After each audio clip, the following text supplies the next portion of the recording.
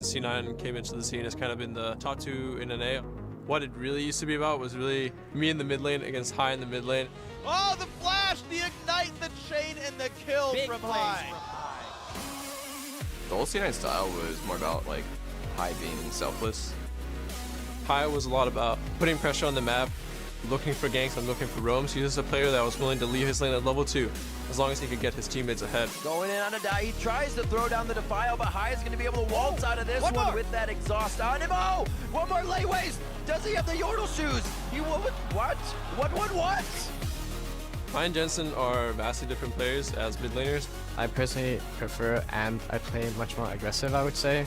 I like having control of my lane and being dominant in lane. Oh my God! I looked away for a second and he killed 2 people. Jensen's a bit more like me. He's an extremely strong laner. He plays really, really aggressive in lane. He pushes every matchup to the limit. Versus Bjergsen, I would always go even or pressure the lane. The difference between TSM then and now is basically if Bjergsen wouldn't carry, they'd pretty much lose. But I think now TSM has a lot more potential than it did before, so they are a much stronger team. Welcome back, everyone, to the Battle Arena here in Los Angeles, where teams are making their final preparations for our marquee matchup, Cloud9 versus TSM. These organizations hold 5 of the 6 North American Championship titles. I'd say that's pretty good. But today, both of these teams are still adjusting to their new lineups, and instead of leading the pack, they are locked in 3rd place with a crowded field. Not something we see these teams usually having to deal with. Yeah, I know. I mean, we've seen TSM go 1-1 every week so far, and not many expected a team made up of so many big names to have such a slow start. We are starting to see big improvements, however. The team looked more proactive, specifically Bjergsen making plays, roaming early, and coordinating with the rest of the team on those plays. Enabled them to get that really convincing win versus Dingtos last week. That's true, and Cloud9 have had a mixed record themselves, going 1-1 each week, but there is a more pronounced pattern to their victories. You may have seen the team is 2-0 with High and 0-2 with Bunny Fufu. Yeah, I mean, the early season stats are matching up with last year's story of Cloud9 struggling without High, but there are obviously other factors that affected those games, like the draft phase and the difference in opponents. You know, all of that aside, though, this is not an indictment of Bunny or his shot calling. You have to admit that there is something that High brings to the team, no matter what position he's playing. And the team as a whole, they just play much better with High's leadership there, with him on the communication.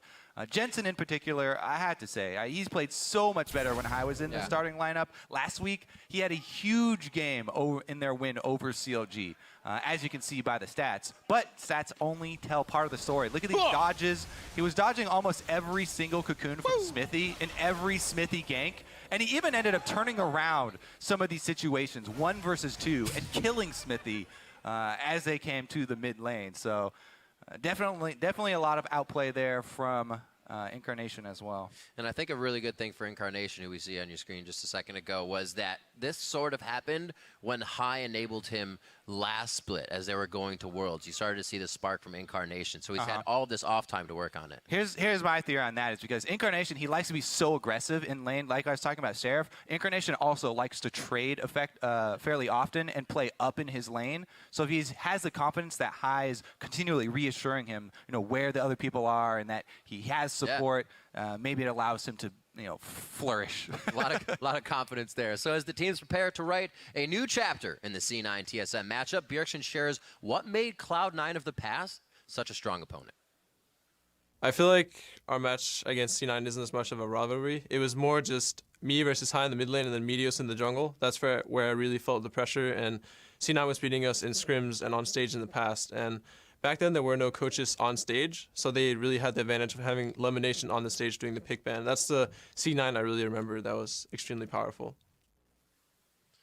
So Lemonation's still there, but he has to be in the coaching position now. But we also heard that was from the jungle. There was a lot of pressure from Meteos and the old team, which is some things that High has still been able to bring back and allow the team to feel comfortable in every position. I think Zyrene said once, and I really like the way he said it, is that you'll hear a lot of shot callers shot call and call a shot, but High micromanages. In, out, yes, no. It's not like, yes, we can take him. Well, there's always an update whether the situation changes, and the team can kind of follow that on a dime. Well, yeah, it's such a gray area because first of all, shot calling is a simple term for a very complex thing that people are referring to. Very true. And it kind of oversimplifies it for a lot of fans and say they assume, shot calling is just, hey, do Baron now. Oh, let's not do Baron now.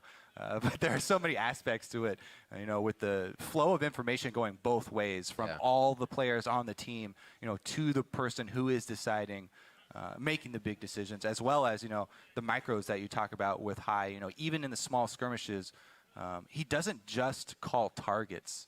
He actually calls for abilities to be used and what's up for the opponent. Do you have this? So is this going to work? That's something that can definitely help you because a big part of being a good skirmish player in the small 2-on-2 and 3-on-3 fights is keeping track of the small cooldowns, the normal cooldowns, not just the ultimates, but timing the small ones for every ability there and especially the CC abilities for your opponents and working around them. Right, and on the flip side, in a kind of a totally different light, in a different way that strategy is portrayed, you have Yellow Star on the other side as support for Team SoloMid, who is mainly a focus on strategy. And obviously, team camaraderie is always there with your fellow teammates. But it's definitely different from how High uses the strategy. Yeah, definitely a big difference here. And Yellow Star coming into TSM, everyone's like, okay, he's going to take the shot calling off of Bjergsen's shoulders so Bjergsen can just focus on dominating mid lane, on killing people, and on his own play. But TSM have had a bit of a rocky start initiating him into that role as well. Let's see who calls the better shots this game. Let's check out the starting lineups.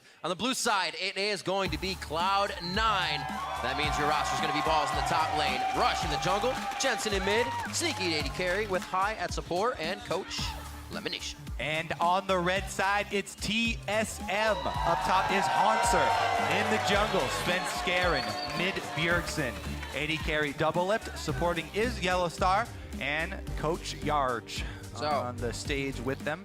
Another 2-2 bout, Kobe. Teams are actually looking to get out of the middle of this pack here. So C9's losses were Echo Fox and CLG, I'm sorry, Immortals and Tip. I'm looking at my greens and the reds here in the wrong order. But then Echo Fox and CLG were their wins. And CLG is the one that a lot of people are looking at because CLG, while still in a situation of finding themselves with this new team, is also expected to be doing well. So that bodes well for Cloud9. Team SoloMid, Dig and Liquid, who were both struggling teams, so have Team SoloMid found themselves actually within their play. Yeah, I mean, like we said, there's been week-to-week improvement for them, so we'll see if that continues because week 3, definitely a difficult opponent here.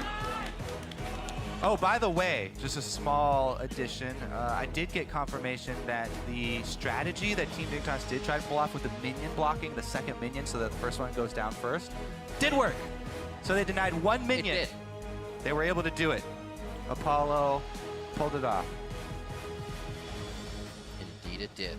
Wonderful to see more people, going for that. It is a little bit more risky, depending on if they're going to lane swap or not, but let's get into this game, picks and bans, because so far, pretty much all normal bans here, except for the Alistar, has finally found his way onto the ban list. Alistar has been High's biggest champion in the support role. His most effective champion because High likes to play as an initiator, High likes to be on the front lines, and the ultimate from Alistar allows him to do that. Plus, it allows him to set up plays with the crowd control that he brings. So we are finally going to see, High pushed onto another support. A lot of people had questions around his champion pool. The one drawback of switching around roles all the time, not only are you not as familiar with all the matchups in your lane, but your champion pool will suffer. What he will play. If High's a Trundle, does he go back to Janna? I mean, the guy behind him was a fantastic Janna player, Lemonation on your screen right there. So we'll see. The supports to come a little bit later. What is that priority pick, though? Kalista has still been left up for this team. Yeah, a lot of stuff here. Kalista's up, Corky's up, Kindred, Elise is banned. Just kidding, Elise is banned. We both did it? Okay. Corky first priority. So also a little bit flexy here. They kind of get that idea into the minds of Team SoloMid. Not a for sure first pick. Hanser's Poppy has been banned out over and over again. We actually saw him with some pretty fantastic mechanical play on that Poppy. Hanser is definitely the quickest of the North American players to pick up the champion. Had 2 very, very strong performances on it. Even though they only got 1 win, he was definitely the bright spot for TSM and performed well even in their loss. Looking at Corki, though, is a flexible pick. North America still does play a significant amount in the AD carry role as well as mid lane. So TSM going to look for some hard engage here. Lissandra, definitely good when you're facing multiple squishy targets. And this is a definite possibility with the flexible nature of Corki. A lot of crowd control right now from Team SoloMid. That one person gets hit, you're pretty much staying in the same spot. You choose to do whatever. Get some tank on the rest of their comp. Cloud9 looking to stay away from this crowd control. What can they put in? Denying the kill itself is always a fantastic one. Tom Kench did make it through, and he's off the bench, along with some more denial of engage, or engage for themselves. The Braum gets locked in. Braum and Kench locked in. Really good at saving AD carries here with a double lock-in. So that does make me think they're probably going to go with a double marksman comp here. It's weird calling Corki even an AD carry since he does almost all magic damage now, like 75%. But we'll see what they round it out with. Two very quick lock-ins for TSM with the bottom lane there. So Double Lift is going to get his hands on Lucian. And that Yellow Star Janna that you're talking about, not going to be an option for High. Yellow Star has had, highlight plays on Janna. So see if he and Double Lift can coordinate. It's an interesting mix here that TSM do have. Lissandra generally used for her hard engage capabilities. Now they have some disengage to balance it. Lissandra can also kite back and can also be use her control abilities defensively, but looks like they are going to try and get to the source of the problem here with some extra poke locked in on Cloud9's side. Not only is it going to be Corki rockets, but Nidalee spears as well.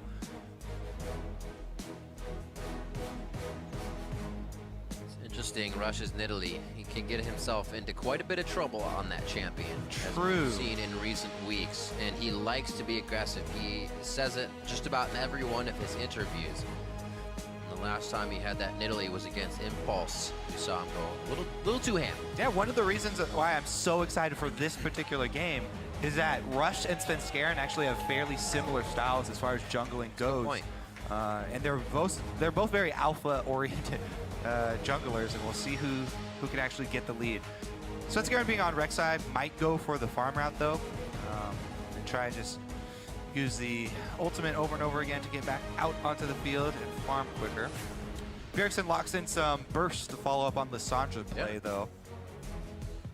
Trying to keep it diverse for himself. Twisted Fate, Syndra, and Ahri so far. He played that Syndra twice, so this Bjergsen will be his first Victor pick.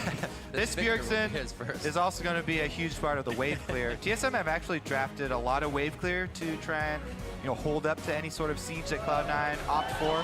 Lissandra wave clear is also fairly strong.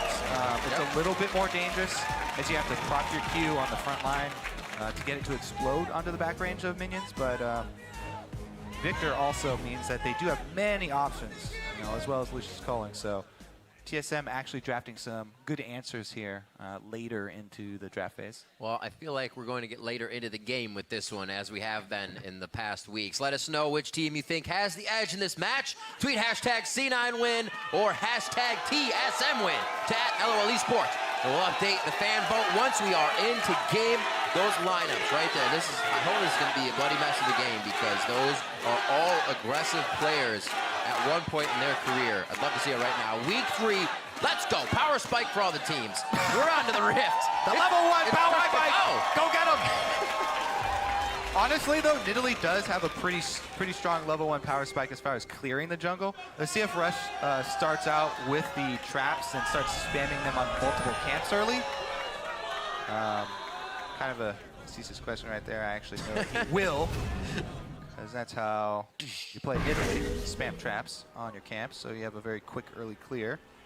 But anyway, the general game plan here for Cloud9 is going to be to work around Rush's early aggressive style. They've got the Tristana, so if Rush is able to exert pressure early with the Nidalee, then he can rotate into lanes, just pressure the lanes by throwing spears and allow Sneaky time to get up explosive charges onto the spear or onto the turrets for early turret damage and try and knock down the outer turrets early.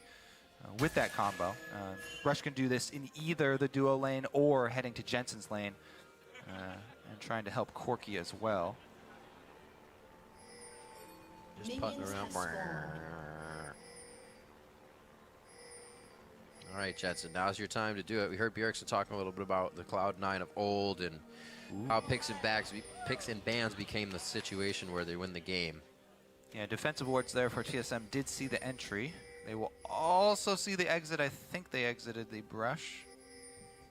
Pings are going down, actually, and they're going to stick around for this delayed invade on topside. Topside's where the action is, by the way. Let's keep our looking over there. High does have a ward. Can he try and steal this? Nope, Svenskeren saves his smite because they saw them. Smart play there. And High won't be able to get much done. Actually looking. Keep it up, though. He's going to delay him. High was able to completely push Svenskeren off for sharing any of that experience. Or, I'm sorry, Hanser. Meanwhile, not a too big of a deal. Balls forced to flash in the bottom lane. Double lift. Oh! Can't decide whether to go for it or not. In a lane swap scenario, though, taking some extra turret hits there probably won't hurt him. Right. As he probably won't fight anybody for a long time now. So, not a big deal. But they were able to get Balls flash out from there. Yeah. Balls was trying to go with the greedy play there, trying to get some lane experience. Did get some. So, small experience advantage there. Cloud9 jump out to the 100 gold lead. Balls going to that top side. He's going to try to get this turret real quick. So C9 may be a little bit behind here. They gave the blue buff over to Hanser, so he can spam Qs and try and help them clear minion waves, but that's not generally a problem.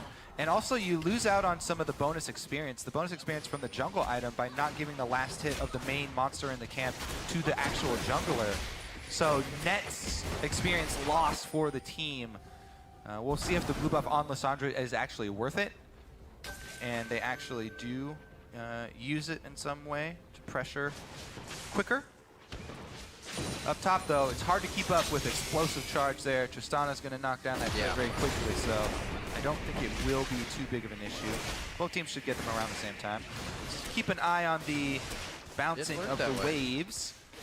Looks like both teams will correctly bounce them. Yep, that's how you want it. Boop it up there. It's going to be so that it stops a little bit further on Cloud9's side, so it's going to focus on minion. Also, that side of the wave kind of brings in the minions quicker, so you get more C9 minions. Good to go. Rush doing a little counter jungling now. He didn't want to start that red anyway. I don't know what you guys are talking about. It's good to go. There we go. Whoa! What a dangerous jump. Ring around the rosy from Yellow Star and Rush. This is actually really, really dangerous of Rush to go for that, especially going for it blind. This is their weak side now. I mean, both teams have swapped back their duo lane, so this is no longer the strong side for Cloud9, but Rush doing Rush things. He waited. That was solid. Waited for the Howling Gale, gets the smite down. Svenskeren in the right spot at the right time, but Rush playing with fire here, and he is in control of it. He's level 5 to Svenskeren's level 3. Rush did get the triple buff, I believe. I was paying way too much attention to power bouncing and not to the jungling. Well, this is the Rush game, very rare case. But he says what's going on. He makes the moves. Rush is going to be able to make those visits to the lane very early. He's got a tremendous experience lead on Svenskeren now. And not only is it a lead now, but it's going to get even worse for Svenskeren because the rest of his red side was counter jungled. So now his play is only to go and soak experience with the duo lane. So he's going to get a third of a solo lane experience. I mean, you do get a small buff just from having multiple people there, but the Gromp will be the only thing that he can get from this side since Rush just took the Wolves.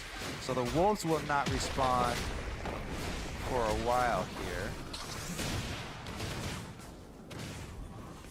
And it looks like lane swap games definitely become kind of a dance of the junglers. Who can do it better? Who makes the better move? Right now, a 28-12 Rush over Svenskeren.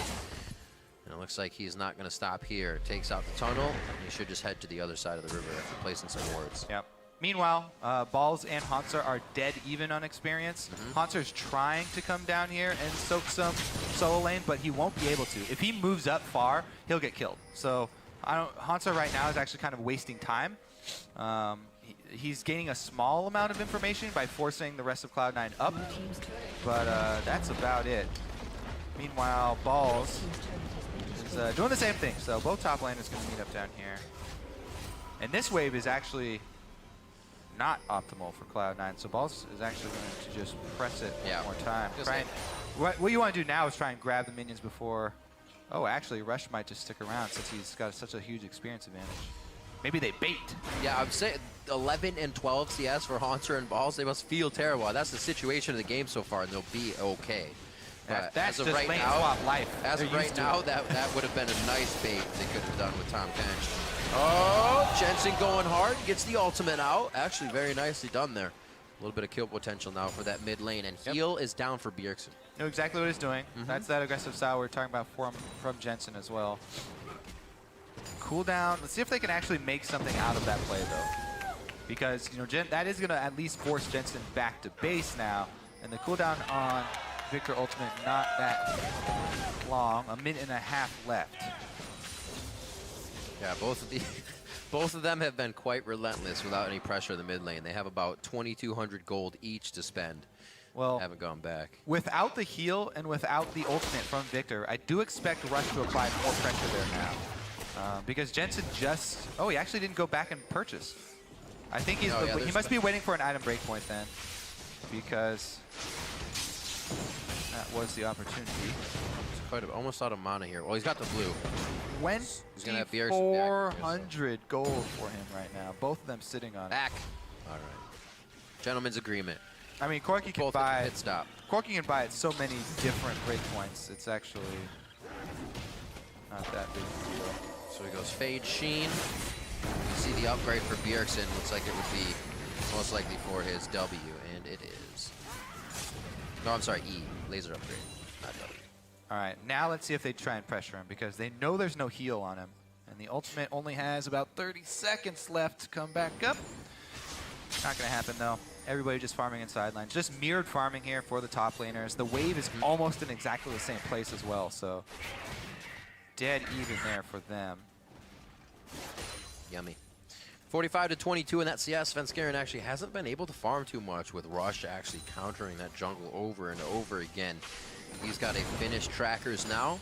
Doing quite a bit more damage here. And it looks like they're going to start hovering over towards Dragon or something with this mid turret. Yeah, pretty much the big gold difference right now for Cloud9 is sitting all in the jungle and in the mid lane here.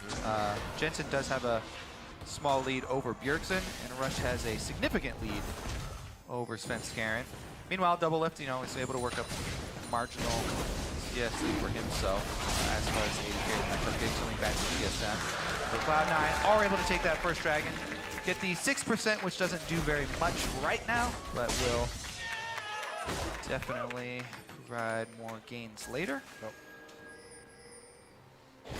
Another slow kill game on our hands, Cody. Yeah. The biggest thing, though. As we do that, the biggest thing might be first blood. Gray health. He goes over to Yellowstar's side. I actually like his choice of pathing here. He gets away from Double Lift, knowing Yellowstar won't be able to finish that kill. And although he has to blow the flash, they choose the right exit path. Okay, so that was a exhaust for a flash. Now, one of the biggest things I was just about to talk about was the ward coverage. The biggest difference in this game isn't the small gold lead that Cloud9 have gotten, it's the ward coverage. Because Rush got so much of an experience advantage with the early Tracker's Knife done and fully upgraded, he gets the extra move speed from the full upgrade here. All right, he's going to be able to finish counter jungling. But Cloud9 have been constantly on TSM's side. And it's only just now that TSM are getting their own wards deep in on red side with this bottom lane push. All right, prepped Gale. He's gonna let that recharge up, but he gets no pop-up out of it. And Here this comes looks Rush as well to support. So TSM actually pretty deep here. Balls can stack up. all right. They're not split anymore. TSM gets on the same side. It's a good move by Svenskeren there to kind of bolster the ranks. So turret to have. Yeah, they see Sneaky's top, so they know at worst it will turn into 4 versus 5 if Hanser collapses as well. But they're sending Hanser up to just play defensively. They don't want Triss to be able to finish off the secondary turret. It also works because Sneaky, not super more powerful than Hanser, but he's only got 2 rings right now. He's not really a threat to Sneaky at this point, so not too scary for him to be up this far with knowledge of the other members of Team SoloMid. We'll see what Cloud9 tries to work off of this. Doesn't look like Sneaky's going too far, too fast, and he may just stay for this next wave. Jensen holding off. Rush is going pretty deep here. This is fairly aggressive. Just tagged though. Whoa, but from the bot lane, Hanser with that TP. Remember, he was just in the top lane with Sneaky. Now on to high. He flashes over the wall. And his balls comes out right in the Chaos Storm party. He'll be all right in the situation, though, but still wanted to create presence. They left. That was 4 versus 5, so Sneaky's going to get that turret. So even though Cloud9 don't turn that kill on Svenskeren, they still come out ahead. They get the objective. Top lane turret. Oh, just kidding. Ping, ping. Ping, ping, ping. I was all excited, but Sneaky was actually just farming minions. He better move. They have Johnny here. Look at the movement speed, assisting double lift to get into the right spot. Swifty's on that as well. Double lift, good luck. Sneaky does have both summoners, so Deja vu if this were actually a Thresh play, but he is going to be fine. They cannot get the kill on a Sneaky. Double lift doesn't get what he wants. I've been conditioned, Rib. Anytime I see a Tristana alone with a turret must be dying. Nope. She got to touch it. It's gone. Yeah. Oh, pretty close on the vote there. Both teams out to play right now, putting their votes out 47 to 53 in the game, showing a little bit more percentage towards C9 side right now with map pressure and a bit of 1,000 gold lead.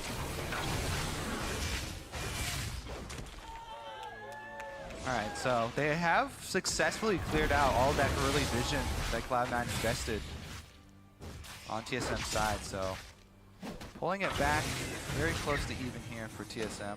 I mean, the CS advantage still is for Cloud9, and that's that goal difference that you see.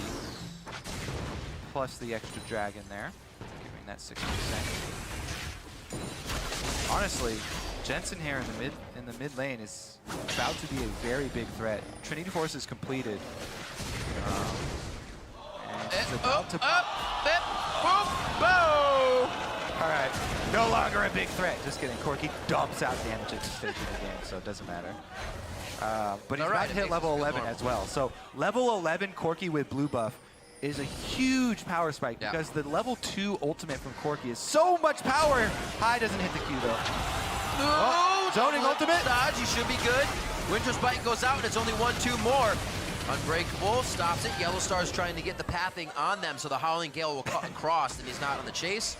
But they do not have the vision to get it for themselves and realize Rush is coming back. All these waves push for Cloud9 though. They've done such a good job of keeping up the pressure.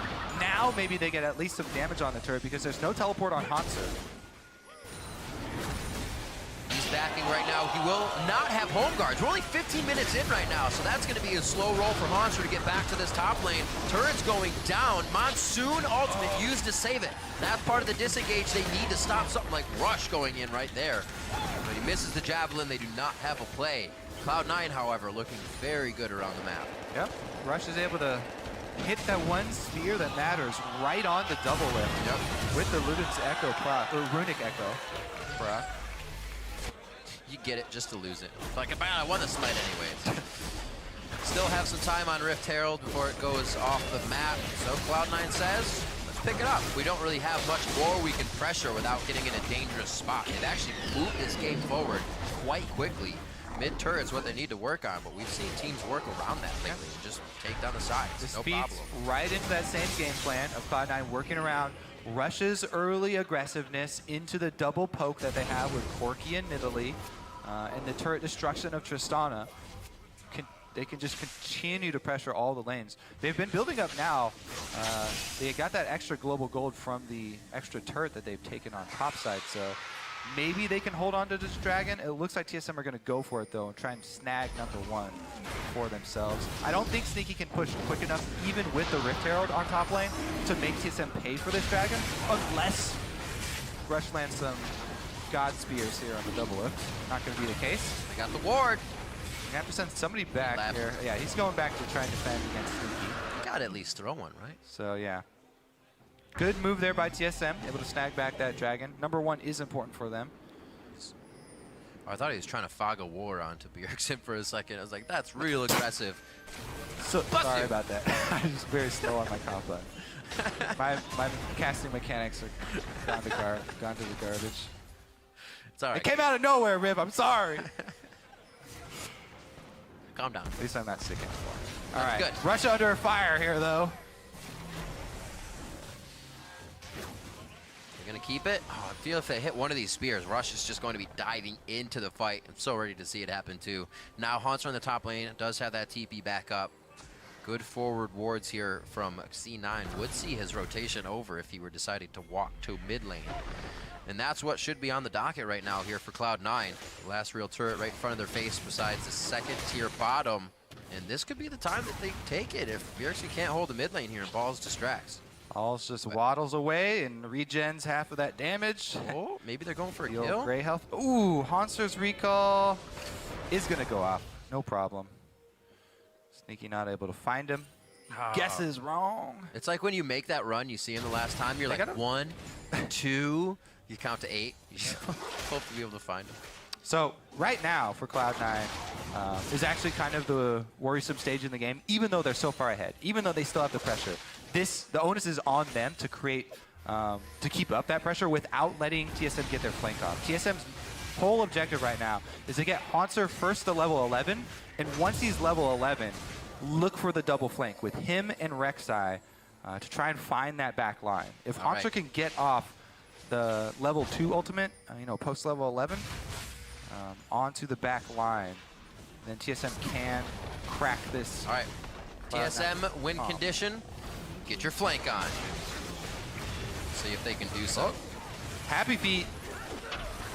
High hits him this Walked time. right into the Glacial Fissure on that one. I don't. He hits him and then flashes backwards. What? All right. I want it, but I don't want it. So you can see that that's High's nature. This is a guy, he always wants to make plays. This constantly, even in a 3 versus 4 situation. A little bit misjudged there. They didn't have deep vision. TSM have the full vision coverage of that side of the map, so they felt confident pulling off that play. But yeah, once again, I think that the reason TSM fully not committing to anything here, they want to get Haunter to level 11 first, then we might see that action. A good spike for them. Still looking for the AD carriers to get it as well. Always nice to have that level of your ultimate on the second one. Essence Reaver, so he finished Infinity Edge. Double lifts boots, he went that Lucidity and finished them up as well. Not too much of a lead. Like you said, Cloud9 does have it. Yeah. Can they still utilize it? Can they make something happen now? Everything was happening so quickly before. It is only 2,000 gold. Both teams have Rod of Ages on their team, so the stacking mechanic working similarly for each, as Haunter just completed his, and Rush the same. Yeah, TSM just happy to continue farming, though. Haunter really wants to soak that wave in bottom. He's waiting so patiently, waiting to receive his experience as Sneaky and High push up that bottom lane. It'll be his birthday soon. Look at the Top laners so happy in lane swap scenarios when they finally get to receive the wave. I've waited 19 and a half minutes. He's getting chunked out, though. As we see, usually would be a kill if that were maybe the level 11 or even a better Can early they game. zone Haunter off of this? Not much damage there. Due to that chunk? There's one to hit. If he, yeah, because if he comes in, he dies from high, but he could try to take damage off of the explosive shot. It's too tricky of a game to play. Continue trading turrets here, 1 for 1. TSM actually pretty happy to do this. One, they're on the inhibitor turrets. That means it's probably going to be faster here. They're going for Balls, though. The focus is off to make sure they get one down. If Balls can stop them on this, That might, Cloud9. That might be enough time for Jensen to get back and defend, though. All right, one goes down, a minute and a half on the Dragon, so after we see this inhibitor battle, that will be on the board. No, Balls goes down, he comes in with Jensen. A little bit of false sense of security. The Monsoon saves him, but also saves Double Lift to slip away from dying. The inhibitor goes down. Now it's on TSM to stay in the base with home guards active 30 seconds ago. If C9 can make it back in time to close out a fight, Jensen's gonna try to stop Vax, and the team is staying in the bot lane. Oh, Hunter gets proc! That's the lockdown, the Winter's Bite, the punch, and the concussive blows do concuss Haunter. So both- 1-1, but inhibitors are falling. Both top laners go down, being a little bit too aggressive, trying to defend. And Cloud9 comes out and inhibitor ahead. And they're still going. What is going on today? Tristana, baby, the demolitionist. This is absolutely crazy. Jensen is looking, I don't think he saw a double lift. Can but he TSM almost get a had kill chance here, to though? back They've got out. home guards. Oh, On good the jump. Nexus turret, 21 minutes in. This is where it gets scary. This is where we've been seeing teams falter, staying too far, too long, and overstaying their welcome. The laser misses high, but the final shots will not, coming from Svenskeren. The rest of the team onto balls. He just came back from being up, and it looks like he'll find himself back down once again. Doublelift gets that kill for himself, one after the other. All right, now let's see if TSM can make anything off of that play. They got the extra 2 kills here. A very short power play, plus all the waves are pushing. And Heartbreaker there for Cloud9 as the turret does not go down. Jensen should be able to get that pretty easily, though.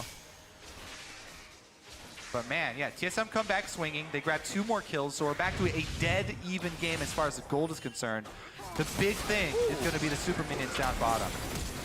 So there goes High. Talked about his love of creating plays. He's able to make one right there. But the thing is, this early in the game, with lane swap scenarios, you know, if that inhibitor is down and Cloud9 are not proactive and they don't force plays, you know, elsewhere on the map, then it's just going to mean extra farm for TSM, extra farm for Hunter there, because the super minions are going to kill off TSM's minions, and Cloud9 won't be able to farm them. That being said, though, good teams will take advantage of the pressure afforded to them by that inhibitor being down and try and create something else on the other side of the map. As of right now, though, Hunter happily farming away. Yep. Keeping it in the side lanes. Notably where Cloud9 has done it all game long. Have they, how much even damage do they have on this turret in mid? Oh, it's a breath away from going down. But made sure to stay on the outside. Maybe that, you know, has really lessened the chances of them getting flanked. Now they're gonna force it, take it, have the wards to get out. Well, talking about using the pressure of the downed inhibitor, they have a package now to force something with, so they can definitely force the issue. Like Svenskaren's going for the flank. Haunter's coming around too, but he's a little bit far off. Haunter's trying to go through the jungle to flank around the backside. Interesting spot for Doublelift to come from, more of an alert than the engage that they could have had in that situation. Yeah. With Svenskeren there. Dragon's live, so I don't even think somebody goes for Dragon. They get an inhibitor and a Nexus turret after this really happens. The fight's in the right spot. Good dodges. They are taking a lot of poke for not wanting to fight right now. That's the hit back. It looks like Balls is going to be okay along with Sneaky in this. Nobody was able to get to the back line. The teleport from Haunter could close in on a ward we see in mid, but do they want it this low? Haunter's occupied with the super minions still, that's true. and Doublelift chunked out so heavily, he's going to have to back. It looks like TSM have been able to hold, and as we mentioned, the full experience and the full farm of that bottom lane has gone to Haunter. Oh, they're forcing it. Oh, the smite fight. Kobe, we're going to get it. The 50-50 ball is up in the air. Teleport is ready. Svenskeren just on the outside. Rush ready to get... Oh, no, the TP comes down. That's what they wanted. That's what they were looking for, and they just gained quite a bit of map pressure for it. Well, with Balls having his teleport down also, it's going to be a little bit harder to answer, but Tom Kench, luckily, does have a global ult. Or semi-global for himself, and can still try and make a cross-map play. But Scaring, though, on Rek'Sai might be able to answer. TSM counter push here on the back of the discontinued Baron. Oh, they're going to overstay? Just missed. There's the Abyssal Voyage actually coming in. Svenskeren just in range. One good lick. He gets Yellow Star on the backside. How many licks does it take to stop Yellow Star? He's going for multiple licks on multiple people. What an intake. Haunter teleports in, puts himself in the Glacial Tomb, and Jensen's going to be the first target. That's Doublelift's kill. The culling comes out, and it's going to get the kill with the laser reaction and picks up a double. Now they're moving forward. Rush looks to the entire TSM team as they start to take down his turrets, and C9 going a bit too hard. The long-awaited flank from Haunter finally comes out, and that's going to be a double inhibitor take because the top is already exposed. It just seemed like a few seconds ago he made that TP, up again, uses it on cooldown and takes Cloud9 off guard. These inhibitors falling as well for Cloud9. Rush falling as well. 8 seconds on members. 8 seconds on Jensen in mid. There is DPS coming out that will not allow TSM to finish the game, but they have completely swung this in their favor. That was just an all-star. Oh, it's not over! Balls comes in. They lost the Nexus turret throughout this. Are they really going to try to fight? Home guards are coming out. They know they have TSM on the back foot now. And this is going to be the damage. The ultimate's up for C9. They get a kill onto Svenskeren. Can the chase be there? No spooky ghosts to be used. No real slows unless High is in range. And Haunter gets himself over the wall with a claw. Remember, the Nexus turret did go down.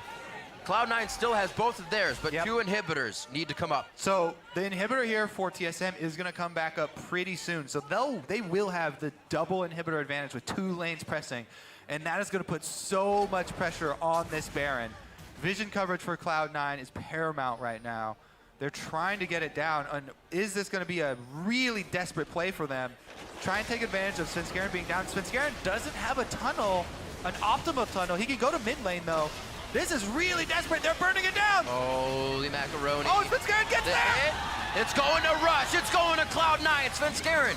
It starts to fight. Sneaky takes a lot of hits. He is so low he can't come back in the fight. They want to peel out. They want to use these minions to save the base. They don't want to fight. Jensen. Oh no! He tombed him right on Jensen. Rush just gave Jensen up there. No. He could have, oh man. So Rush was probably, okay, well, it's going to be the end of the game, it looks like. This is, we'll go over that later. Everything happening. The fuse was lit and they just snuffed it out. TSM saw Cloud9 get Baron. They stomped that fuse out. There will be no explosion now from Cloud9. They go down and Team SoloMid in another very quick game on the day. 28 minutes on the clock. Oh, can they finish so? From coast to coast. Baron it may not even be over. They may stop this. Double lift goes in. He wants to make it happen. He's going for broke, but he actually relentless pursuits out. The minions are coming in. It's Bjergsen with the upgraded auto attacks. One more, and there's the hit. TSM will make it happen. They take down Cloud9.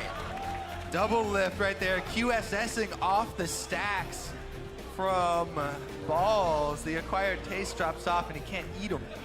But Bjergsen returning there to finish the job, and they do get the Nexus in the end. That Baron call was really risky, and they almost were able to get out and use the Baron-empowered recalls to return to base and try and defend.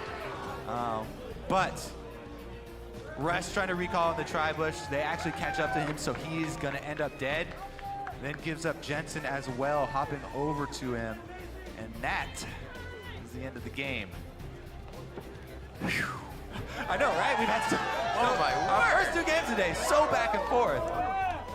For like the first 15 minutes, everybody's like, snooze. Just keep it calm. Hit the snooze button. Don't worry about it. Well, you can say people are they're testing their limits going for these endgame calls of Baron trades for double inhibitors and trying to sneak it before Rek'Sai gets back out. Rek'Sai basically the only jungler there. Maybe Quinn could have gotten there just as fast, but Svenskeren got out there just in time. Even though he wasn't there for the Smite steal, he was there for the team fight. So he was able to chase the rest of them off. But man, was that intense ending. Cloud9, they had it set in their mind how they needed to get to the Nexus. The outside turrets fell super fast. They had control of the map. And Team SoloMid couldn't find that moment when Cloud9 would group until at the end when Cloud9 would go for Baron. They had to get around a turret. Team SoloMid saw that ball and they attacked that was definitely the play of the game there when Cloud9 chased up mid lane and Haunter finally got his flank with Lissandra into the back line, and they just took them out in the team fight and got 2 inhibitors off it. That's what forced the call there from Cloud9 to go for that risky Baron to try and save the game on Baron-empowered recalls, but they weren't able to pull it off, and TSM convincing 28 minutes. And that play, win right there. That play came a little bit later for them as well. We saw both Balls and Haunter have a top laner lane swap game, and oh boy was it. 12 minutes in, 9 to 11 CS each, and then Haunter didn't even really have enough money for Lucidity boots, but was always trying to make plays for the team off of that summoner cooldown. I'm sorry, off of the distortion upgrade. He had Lucidity boots, but he didn't go for that distortion. Usually you'd see for a TP, continuous playmaker. But every time it was up, the team was calling, we actually need to make a play here. Let's try to make a play here. And they utilized it well. Well, since there was so much action so quickly there at the end of the game, let's take another look at the Baron fight. Do it. Pull up that replay real quick. Because they burn it down. They are successfully able to burn it down. But since Rek'Sai is able to use her ultimate to get back out there and get the knock up here on balls, they chase him down. Sneaky gets blasted out of the fight. Huge burst there from Bjergsen's Victor. And at this point, they're just running for the hills. High does get chased down. Meanwhile, we know what happened up here. I mean, we're kind of nitpicking here to decide, oh, maybe Jensen could have got out. I'm not saying if he did, but, it's just unfortunate. I mean, when it's this close, you have to worry about those things. It's scary. You're just trying to get the fastest back you can. And you think, he'll be back before I jump over here. I'll be all right. It's unfortunate situations. Cloud9 playing a very nice early game. We still saw that kind of engagement the team followed from high, and the calls were how they were playing it. Rush had an incredible early game. So did Jensen as well. We talked about Bjergsen, or we saw Bjergsen actually talk about how the old Cloud9 used to be, and how they would go off of the picks and bans and pretty much win straight there, and how Jensen had trouble with Bjergsen as well. Everything kind of started to come into the light that those were fixed. But you can't do anything about an ending like that. Those kind of things just happen. They just happen. I feel like there is a lot of just happen. I feel like you could do something about it, but it's so difficult when it's happening that quickly. We can bring up another replay of the Nexus kill, but I mean, this one is much more straightforward, easy to keep track of. But Yellowstar does ultimate to heal up and keep them away. Bjergsen getting that pop right there on Sneaky is basically the turning point, and they're able to finish it off here. At that point, the cleanse on the stacks and the flash away, not really that big a deal. Rush did come in at the end there, so maybe if Jensen was alive, they might have been able to seal that, but Rush was also alive because of the play. So. Had this game gone on and TSM themselves were able to grab Baron, you look at Cloud9's composition of not very much wave clear there. So a Baroned up TSM team would have probably also gotten the same result out of pushing into the base. With after they have 2 inhibitors down, they have very few options. That's why they went for this risky call. Once you're the further behind you get, the more your risk availability or your acceptance of risk actually increases. You're like, yeah, we didn't want to do that earlier, but we'll do it right now, that's for sure. So after that game now, there's a lot to break down. So let's send it over to Jat and his magical screen of knowledge.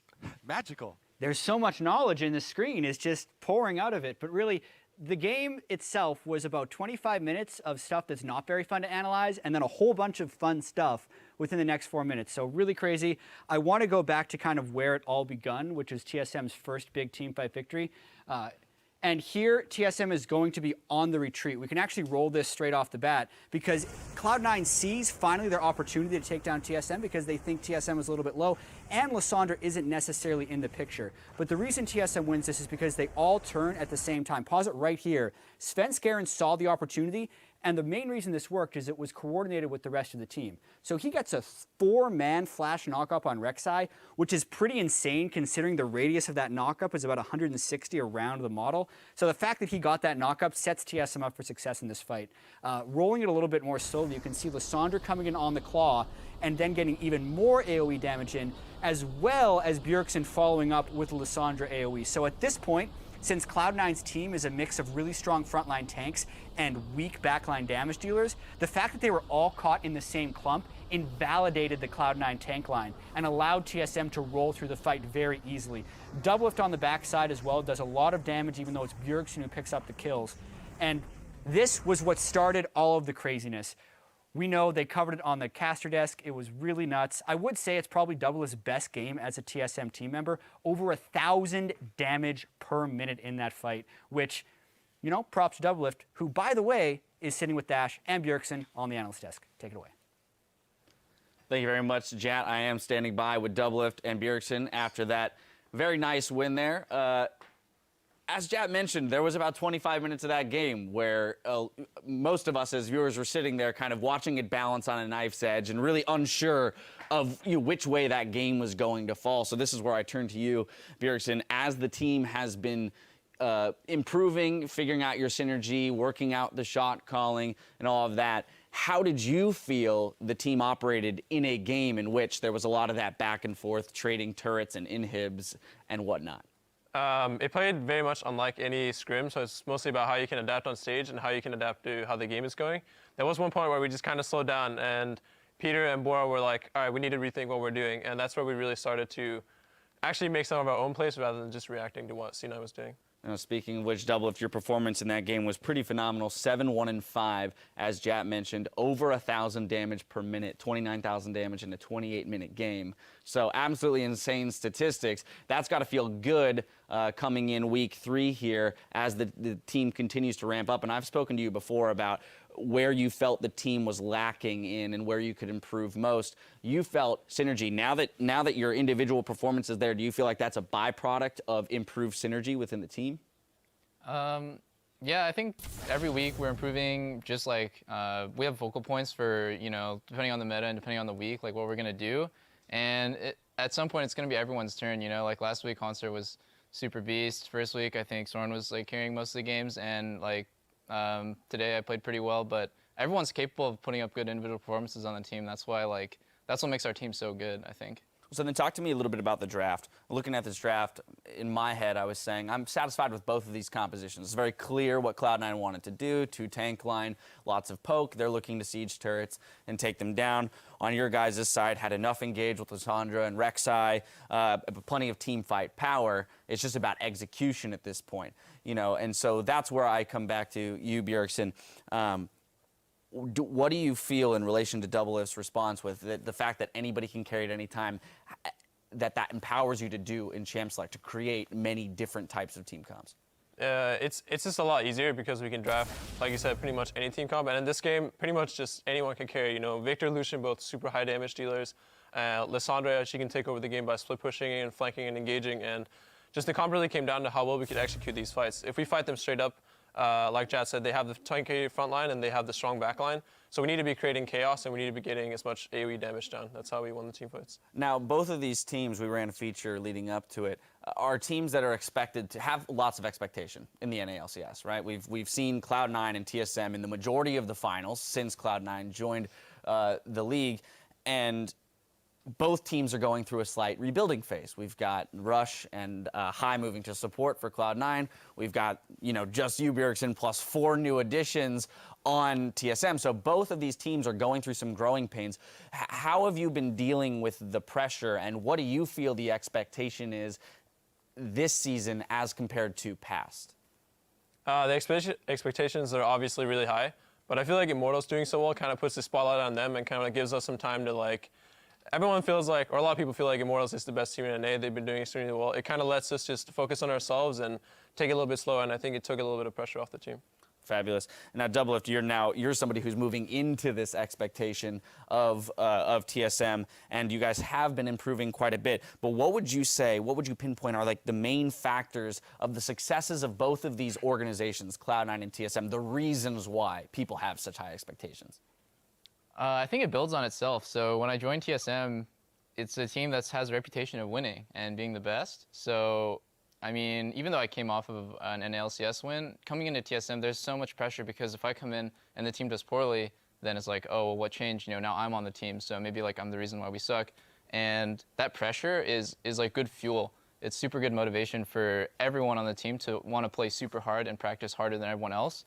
Because you don't want to be the reason why this organization's been around for 5 years and always been winning, stops winning. And so, yeah, I guess the ultimate goal of TSM is always just to be a winning machine. And that's what I'm aiming to do. Being a winning machine is a good machine. I was watching TSM Legends, and I saw the conversation kind of around. Reggie was talking about the success of Cloud9 when they brought High back in and all of their Baron control. Well, this game came down to a couple kind of ballsy Baron calls by Cloud9 in which you guys were able to get in there, disrupt, and take winning team fights off of it. I want to get your opinion around Baron play in this season, as the games seem to have been accelerated a little bit. We have faster games this season. So just as an objective, Baron, how much does it play into wins? Is this the kind of thing that can be abused the way it was by C9 in the summer split? I feel like Baron is mostly depending on how passive the enemy team is playing. If they're not contesting the vision, they're just sitting on their towers, Baron becomes an easy objective to take, which is also why we see sometimes in Korea they really prioritize the Dragon because the games are so slow. But if the game is more fast-paced, it's hard to get a Baron, and a Baron can easily lose a game. Just like us against Immortals or even C9, we managed to pick up a few kills, but if he can really master the Baron rush, if C9 had maybe killed Baron 3 seconds faster, they would have all been out, and that can really determine a win or a loss. All right, well, tomorrow you guys are up against Energy, so this is a pretty big weekend for you, Cloud9 into Energy. Of the rest of the teams, you've already played Immortals at the top of the list right now. Energy is the one. Doublelift, thoughts on that team, as they're also one that's kind of come together recently. It's been a makeshift roster for the first week, and now they're kind of coming into their own with Impact and GBM. Yeah, I think Impact, GBM, and Altec are pretty good. Conquan and Moon, they're new, so I feel like the expectation on Energy from the community was like, oh, they're going to be amazing coming in, but they have 2 rookies who will be really easy to abuse early game. So I'm definitely not afraid of Energy. I think this game was really difficult on us, and Energy will be easier. Also, just a minor thing, and most likely misclick. Were you aware that Yellowstar had Thunderlords on Janna in that game? Yeah, I noticed at level 1, and I was like, I didn't want to say anything because it's kind of rude. Yeah, well, I mean, it worked out anyway, but we were sitting here hypothesizing, going like, is it really like that he really wanted that lane down stock? No way. There's no way Wind Speakers is not what you want to take there on Janna. Well, regardless, gentlemen, congratulations on the victory today. Best of luck in your game tomorrow. Now we're going to step away, but meet us back here in a few minutes for our next bout, Team Liquid versus Energy. Now, as we head to break, Hai shows us that he's a great shot caller, even if he doesn't always do his homework.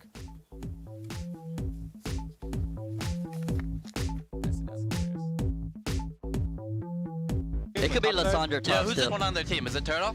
Do we cheese him? Turtle's on Turtle team. is not on their team, dude. Oh, shit. Oh, that's no blast. No, Balls goes down. He comes in with Jensen. A little bit of false sense of security. Okay, I can go. I Flash. I'm ulti. I'm near Sargent, Corki. Nice. Chase him. Don't go too fast. Nice. He's going for broke, but he actually relentless pursuits out. The minions are coming in. It's Bjergsen with the upgraded auto attacks. One more. TSM will make it happen. They take down Cloud9.